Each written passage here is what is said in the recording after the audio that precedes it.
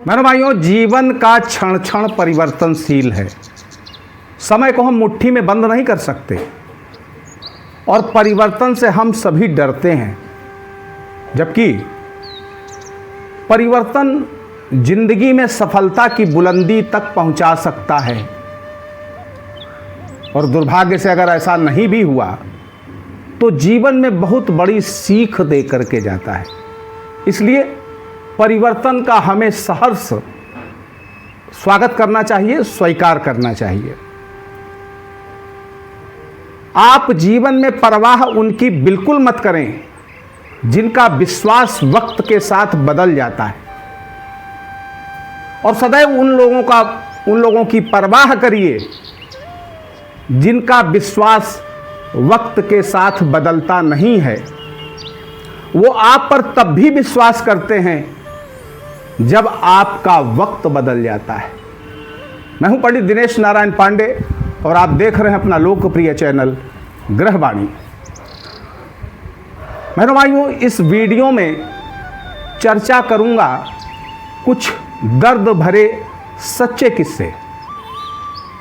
काले जादू से प्रभावित जिन लोगों से मेरी बात होती है, जो मुझे फ़ोन करते हैं और अपनी दर्द भरी दास्तान बताते हैं, वो आपको शेयर करना चाहता हूँ।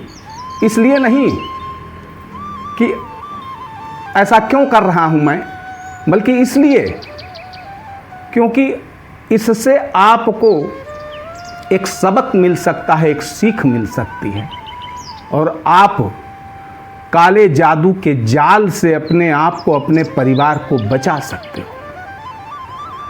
बिहार की एक महिला ने मुझे फ़ोन किया और बताया कि पंडित जी, मैंने अपने मकान को खाली करने के लिए एक मुस्लिम तांत्रिक से संपर्क किया और उन्होंने शमशान की राख के द्वारा मेरी समस्या हल करने का वादा किया,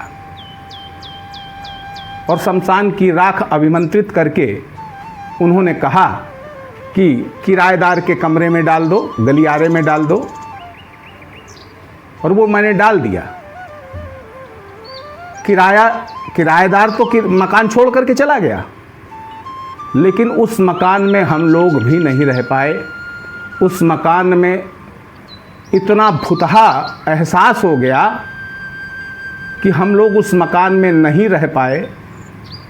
फिर भी हिम्मत करके रहने का प्रयास किया तो सभी लोग बीमार रहने लगे।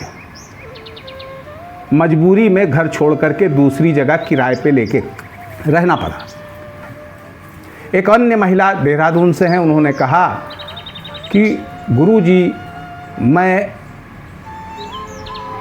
देहरादून से हूँ और मेरे पति मुझसे कुछ ज़्यादा प्रेम करते थे, तो मेरी सास को ये चीज़ अच्छी नहीं लगती थी।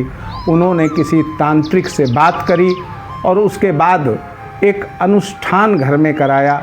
उस अनुष्ठान के बाद से कुछ ऐसा हुआ कि उनकी सास भी ख़त्म हो गई, उनके पति भी ख़त्म हो गए। और उस अनुष्ठान में एक पंडित जी आए थे बेचारे।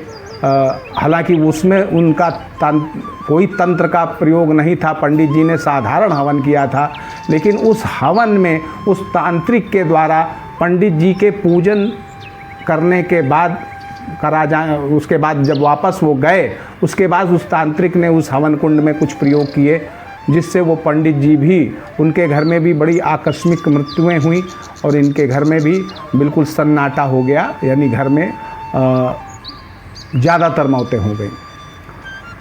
इसी तरह एक और महिला ने बताया कि सौतन से छुटकारा का एक विज्ञापन देख के वो भी किसी तांत्रिक के संपर्क में आई और उसने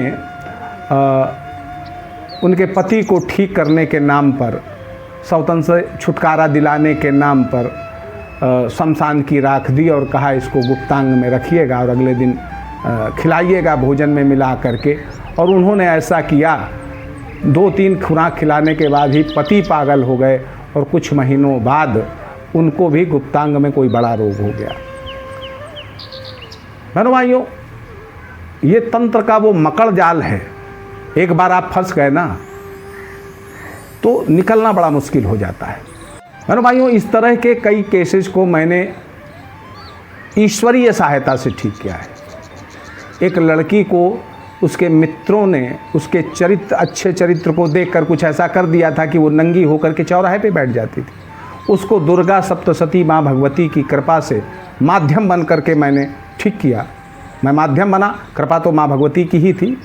तो आपको भी यही कहता हूँ कि आपको इस तरह की कोई समस्याएं हैं तो परमात्मा की शरणागति में रहिए, उनके मंत्रों का श्रद्धा और विश्वास के साथ जप करिए। चाहे आप जिस स्वरूप को मानते हो, दुर्गा जी को, शिव जी को, कृष्ण जी को, राधा जी को, जिसको भी आप मानते हैं, हर शक्ति वही है जिसको हम परमात्मा की शक्ति कहते हैं।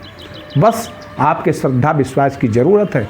आप भरपूर श्रद्धा विश्वास के साथ मंत्र जप करिए, निश्चित तौर पर 101% आप इस समस्या से बाहर हो जाओगे। और यही तो मेरी कामना है कि आप परमात्मा की ओर मुड़ें, परमात्मा की शरणागति में रहें, फिर आपका कल्याण ही कल्याण है। एक बार प्रेम से बोलिए, जय माता की।